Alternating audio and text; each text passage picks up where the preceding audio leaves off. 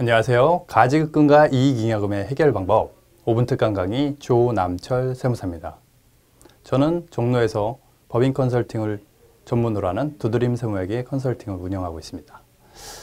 자, 이번 시간에는 가지급금의 해결 방법 8번째 시간입니다. 제가 총 가지급금의 해결 방법 8가지를 소개해 드렸는데요. 그 중에서 각각 장단점이 있습니다. 그 장단점에 대해서 분명하게 판단을 하고 실행을 하셔야 되고요. 이번 시간에 마지막으로 말씀드릴 부분은 특허권의 양수도입니다. 특허권의 양수도는 법인 대표자 또는 주주 등에게 특허권 명의가 되어 있는 것을 법인에게 특허권의 명의를 양도를 하는 것입니다. 이때 발생되는 소득에 대해서는 기타 소득으로 처분이 되고요. 불과 올해 3월 31일까지는 그 기타 소득으로 처분을 했을 때 필요경비를 80%를 인정을 해줬고요.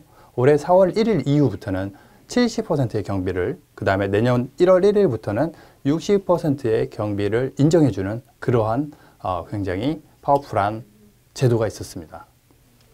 자, 특허권을 양도를 한다. 우선 절차가 어떻게 되는지 알아보도록 하겠습니다. 특허권을 출원을 해야 되고요. 변리사를 통해서요.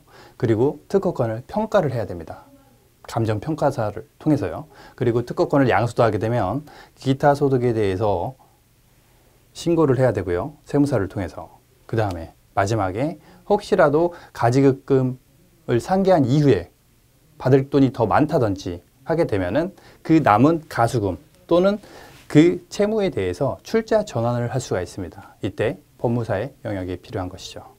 가장 어려워하는 부분들이 뭐냐면은 각각의 전문가들이 다 필요하기 때문에 어떤 사람인가는 프로젝트 매니징을 해야 된다는 거죠. 하지만은 그 부분에 대해서 경험이 없게 되면은 실수가 나오고 그 가치평가에 있어서 문제가 생길 소지가 있다는 거죠.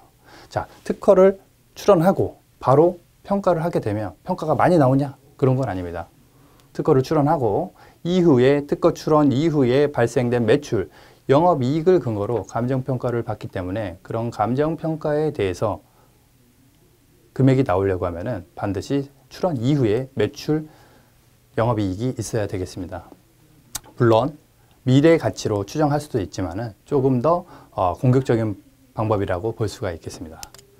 그 특허권을 평가를 할 때 가장 주의하셔야 되는 부분이 있는데요. 그것은 바로 무엇이냐면은 특허권을 평가를 했을 때 만약에 매출 100억의 기업에 특허권 금액 자체가 10억으로 평가가 됐다고 하면 그 특허권 10억의 평가 금액이 과연 대표자 본인의 온전한 100%의 소유권을 가지고 있느냐의 문제가 될 수 있습니다.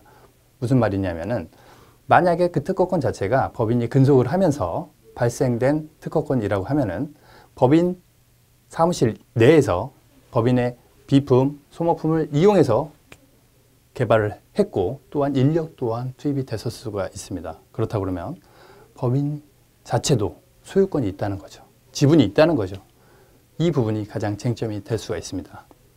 그리고 특허권에 대한 필요경비율이 80%, 70%, 60%로 지금 떨어지고 있는 시점이기 때문에 또 한편으로는 특허권을 대여하고 받는 소득에 대해서도 한번 타당성을 검토해 볼 필요가 있습니다. 특허권을 대여하게 되면 이 또한 기타 소득이 되겠지만은 기타 소득을 계속 받거나 그 다음에 특허권의 대여 소득을 1년에 수차례에 걸쳐갖고 받게 되면은 이는 사업소득이 되고요. 이 사업소득이 계속 발생된다고 그러면 사업자 등록을 해야 됩니다. 사업자 등록을 하고 계속적으로 특허권의 대여 소득을 수령할 수도 있습니다. 자, 특허권의 양수도로 가지급금을 해결한다. 이 부분 주의할 점 분명히 말씀드렸고요. 또한 장단점도 있습니다. 이 부분들 생각하셔갖고요. 앞으로 가지급금 해결 방법에 유용하게 사용하시기 바랍니다. 이상 5분 특강 강의 조남철 세무사였습니다. 감사합니다.